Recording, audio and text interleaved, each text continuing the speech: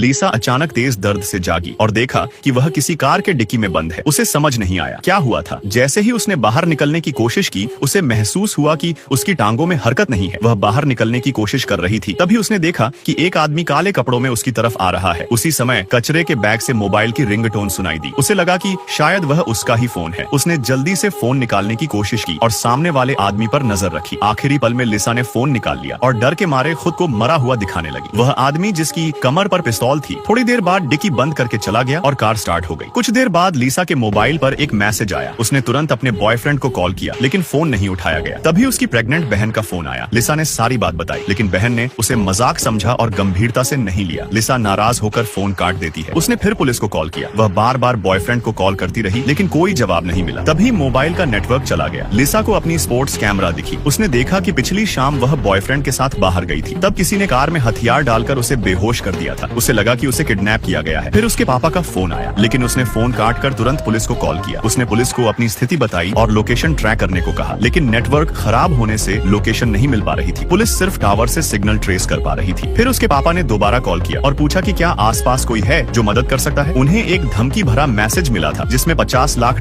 की फिरौती मांगी गई थी। अब लिसा को एहसास हुआ कि यह किडनैपिंग है, लेकिन उसे थोड़ी राहत मिली क्योंकि उसके पिता पैसे वाले थे। पापा ने कहा कि वह पुलिस को न बताए, वरना किडनैपर उसे मार सकते हैं। लिसा ने बात मान ली। इसी बीच लिसा ने देखा कि उसकी कमर से खून बह रहा है। लाइट जलाकर देखने पर पता चला कि उसका एक किडनी निकाल लिया गया है। वह डॉक्टर थी, इसलिए उसने अपने जूते के फीते और कान की बाली से जख्म सिलने की कोशिश की। उसने डिक्की के नीचे से एक औजार निकाला और उससे कार की लाइट तोड़कर मदद के लिए चिल्लाने लगी। पीछे एक गाड़ी वाले ने उसकी आवाज सुनी और पास आया, लेकिन तभी कार तेजी से चल पड़ी। तभी उसके बॉयफ्रेंड का फोन आया। पहले तो लिसा को राहत मिली, लेकिन फिर जब उसने बात की तो वह बार बार पूछ रहा था कि उसके पापा ने पैसे क्यों नहीं दिए। लिसा को शक हुआ कि वह भी इसमें शामिल है। उसने स्पोर्ट्स कैमरे में देखा कि जब उसे किडनैप किया गया था, उसका बॉयफ्रेंड वहीं पास में फोन पर बात कर रहा था। लिसा को भरोसा नहीं हुआ कि वह ऐसा कर सकता है। फिर उसने उसे कॉल करके झूठ बोला कि वह प्रेग्नेंट है और एक नकली रिपोर्ट भेज दी। बॉयफ्रेंड ने तुरंत फोन किया और हैरान हो गया। असल में वह बच्चा नहीं चाहता था और इसी वजह से उसने लिसा के अंग निकलवाने में मदद की थी। अब उसे पता चला कि लिसा प्रेग्नेंट है और उसने लिसा को इंसानी तस्करों को बेच दिया था। गाड़ी में फिर हलचल हुई